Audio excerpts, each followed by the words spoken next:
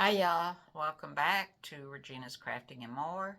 Today I have another edge to edge for you. It's tulips and it's real pretty, and I've got two different versions of the tulips, or actually just did some flipping and what have you. And part B, when I married it to the part A, oh my gosh, you're not going to believe what it does in the middle. So hang on, let's get stitching. All right, I've hooped my fabric. And did I do it on the right side? Yes. There's a little, very faint design on this, and I hooped some batting. And now I'm going to stitch this out in two colors, but you would not do that. I have it in red and blue in the file, just for right now, so you can see what it looks like. The red one will be part A. The blue one is part B. All right, so I have, let me get this started and get it going. So it's going to stitch the part A right now. And we're going to bring up the bobbin thread just like you would. Whoops. Now it's messed me up. Hang on. All right, let's try that again. I hit the wrong button. So I'm going to bring up the bobbin thread just like you would if you were quilting, because that's what this is. Hello, right, there we go. Let's try that again. Bring it up, yes. Hang on, let me grab it. Just like if you were quilting something, you would bring up your bobbin thread so that you don't end up with a knot on the back. A really horrible knot. All right, so we're going to get going with this. I'm holding on to my top thread of my bobbin thread while it gets started. And I'm going to trim that off. We don't want to sew over it because it does its own thing. Your machine, goes 1, 2, 3, 4, 5, 6, or however many times it goes to tie itself off on the back. All right, so let me go now. Hopefully you can see this well. Turn that down. Okay, so it comes in a 4x4, 6x6, 8x8, 10x10, 10 and 5/8, like 9.5 by 9.5, 10x10, 10 and 5/8 by 10 and 5/8, and then it's 5x7, 6x10, 7x12, 7x14, 8x12, 9.5 by 14, and 10 and 5/8 by 16. I think it's 10 and 5/8, or is it 10 and a half? I think it's 10 and 5/8. So those are the sizes that it comes in. So you have a part A in all those sizes and a part B in all those sizes. Now when you're quilting, you can use whatever color thread that you want to use. Usually you use it to kind of sort of blend in unless you really want it to stand out.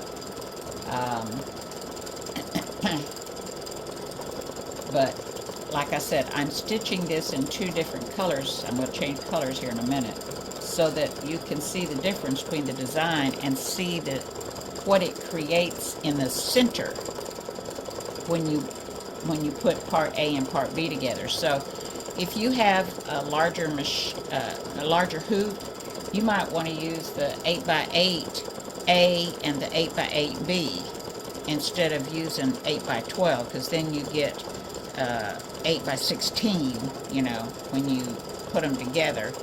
But you would do the 8x8 and then you'd rehoop and do the 8x8 and rehoop, because that's part of the edge to edge. You're always rehooping your project until you finish, the length and the width of your project. If you've got bigger hoops, that allows you to, hoop less, so to speak. So, and you could use these just to stitch out on, any small project you have. You're not limited to just quilting. Now I have the run length on this. Why is it going over there? It's not supposed to go over there. Hang on. All right, I made a quick change. So now we are going to stitch the blue, and I'm going to pull my thread up. So we're pretending that we've got two designs, and I've just rehooped and pulled in my other design. So I just, what you're doing when you pull in that other design is you're using whatever mechanism you have to center, but mine's centered. Okay, so I used what I needed to center, and now I've got my bobbin thread up, and I'm going to stitch the other design. Now, what you need to keep in mind when you're using this is these designs in this 5x7 are smaller than the 4x4, because if I put two 4x4s together, they're not going to fit in a 5x7 hoop. So if you just have something, if you just, oops, so your 5x7, if you put two of them, you've got 5x7 by 14. Well, that's not the actual size of the design.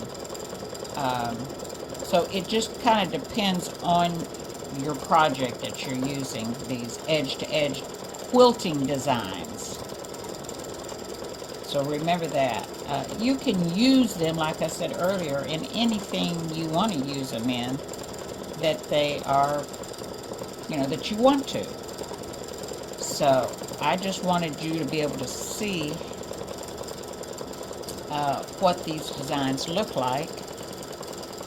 Sorry about that. I moved it and then I didn't put it back over here where you can see it. Alright. And I'll pull it out and let you see it in a minute. So stitching the 5x7, it's 5 minutes and I'm 3 minutes into the stitching time. So once it starts, it's a continuous stitch, and this is at a 0.10 run pitch or stitch length, and it looks good. I wouldn't want to pick it out, but it's not super tiny, like a 0.08. And I'd hate to put it at any longer. I might experiment with it, but I had this one already done. And for all of you that are watching this, that are on my group, thank you for all the suggestions that you're sending me on edge-to-edge designs that you would like to see. I've got a few working. I kind of do a little bit in here in my sewing room, and then I kind of do a few little house chores or whatever I need to do. Dogs and I go out several times. So, you know, I've got paying bills just like you. I've got things that I have to do. And there we go. So if you were hooping this in your project, now you would re-hoop and pull the design in again, and you'd want to start it right here. So you'd want to center it so that the point goes right on the edge. Let me take this out so you can see. Now here again, you would not stitch, well, you could if you wanted, but you would not normally, when you're doing a quilting, let me back this up a little bit, a quilting design, you would not normally stitch in two different colors. Turn this back light on, maybe that'll help a little bit. All right, so you, no, that's not helping. Is that helping? There we go. So you would not normally do, you know, two colors. You could if you wanted. That would, hey, that'd be great for Independence Day. Got to do some fireworks. So that is the 5x7 tulips. So this is part A and this is part B. There is no part C. It's all tulips. But look what it does right here. Gives this cute little heart design. I didn't even think about that. Right here in the center. How cute is that? I just love it. All right, so I have to go through and convert all these and zip them up and create an Etsy thing. I will put the tulip design.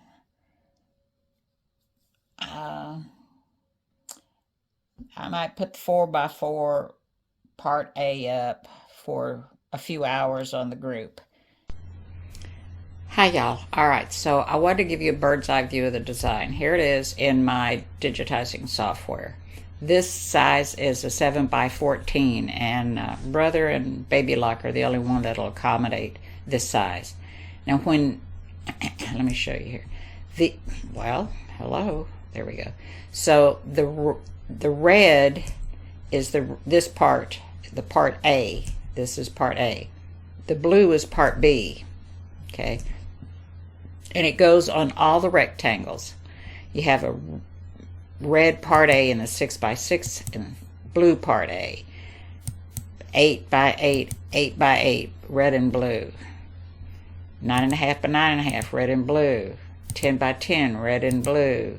10 and 5/8 by 10 and 5/8, red and blue. Now, not every machine format is available in all of these. I know 10 by 10, about half of the ones that I convert to will not accept a 10 by 10, and they won't accept a 7 by 14. So you get those formats and those sizes when they're available on your machine. All right, so let's go back here. So this is what I stitched out.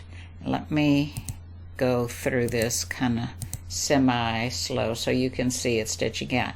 They are set at a 0.10 run pitch, which is the stitch length. That's in inches. It's a 2.5 in millimeters, and it's stitched really well.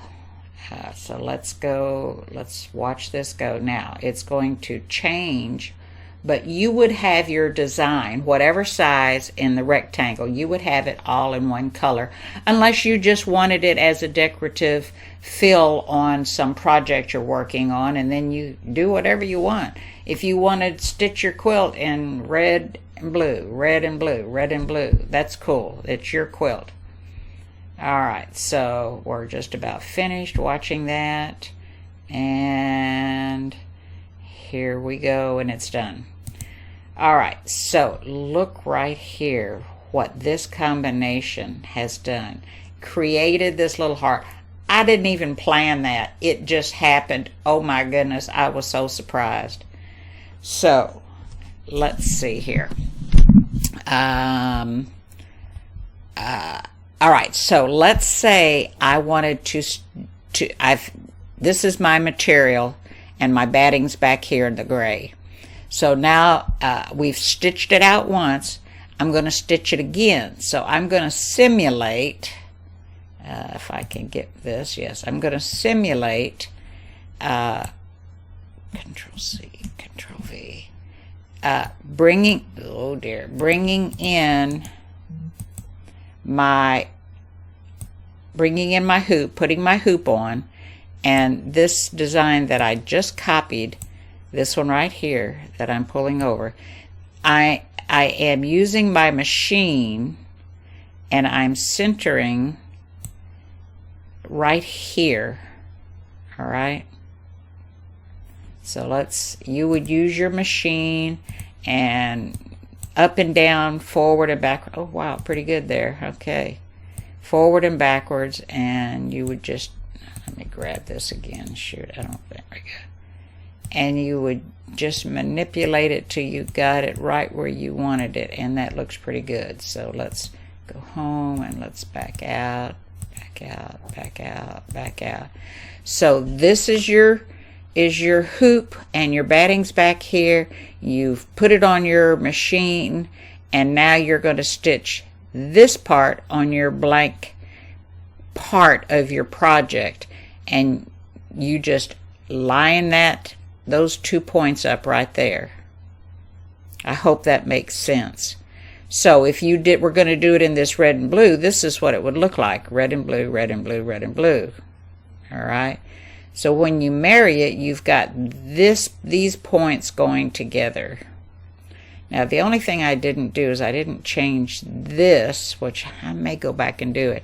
Change this so that it goes the opposite direction, and that would give you a choice of not having two tulips together. Okay, I need to go do that after I have everything converted and ready to zip up. Oh my, okay.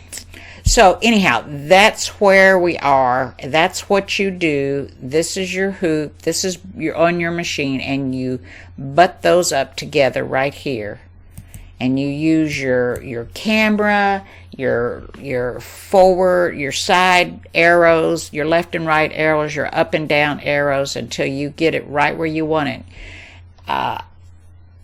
Put your needle down and make sure that it's going to go right here to marry up all these designs. All right, so let's see, what else do I need to tell you? Actually, I think that's it. I've given you all the sizes and showed you how to marry it up, and that it's 10 pitch, 0.10 pitch rather. All right, I've added another design, a part C. Now this isn't it right here. Let's say I've just stitched this out. This is my hoop. This is my batting back here. I'm going to re-hoop, and I'm going to bring in another design to marry up right here. And it's going to be this part C. So I've loaded this design into my machine. I've slid my hoop back on, and now I have to scooch this design, this part C design, and center it right here.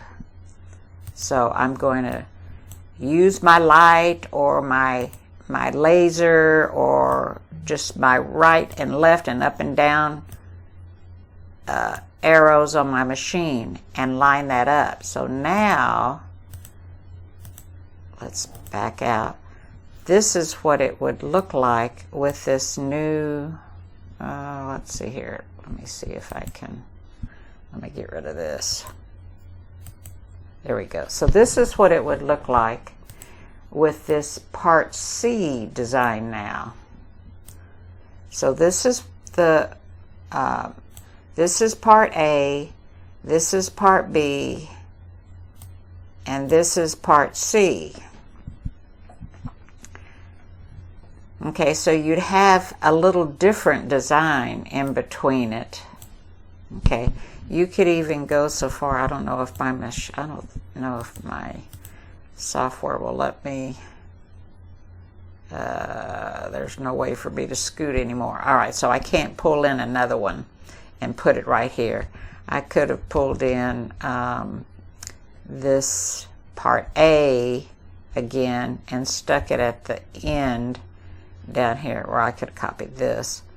This is part A. Or I could have done, let's see here, I could have pulled in part B and put it right here. Okay, so any combination that you could think of. And if somebody out there says, well, can you swap this, turn this upside, put the tulip here, put the tulip there, let me know, because I've looked at this for so long and I can't think of another way to do it. So here's the ones, and maybe you can flip things around vertical and horizontal and see what you come up with. So now you have part A that has two of part A. You have B, which has a part A and a B, and now you have C, which is two of these right here. This is C, and it has two of these. So I'm trying to think of another combination. If I put this and a part A after it, maybe that would come up with something different. I don't know. But I'm tired. I want to get this thing posted for y'all.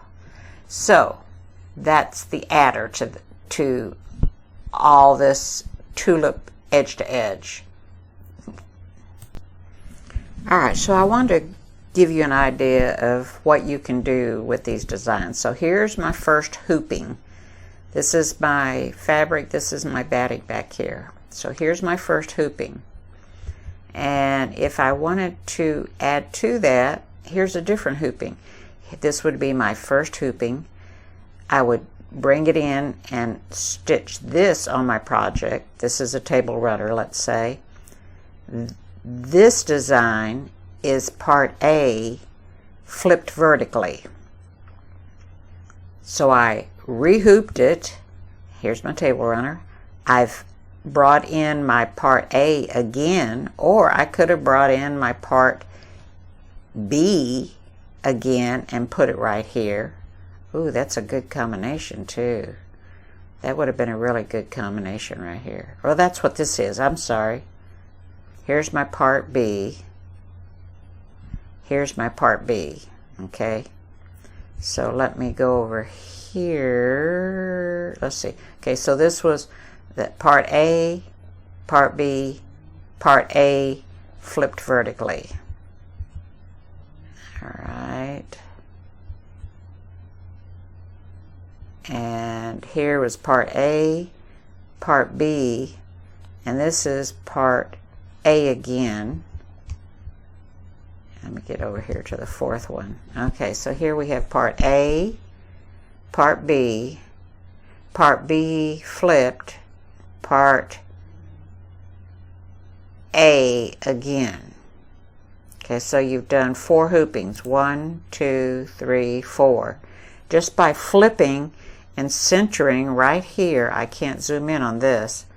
You just center right here in this, you marry up those 2 ends, okay? Right there and right here. And then this other end is right over here.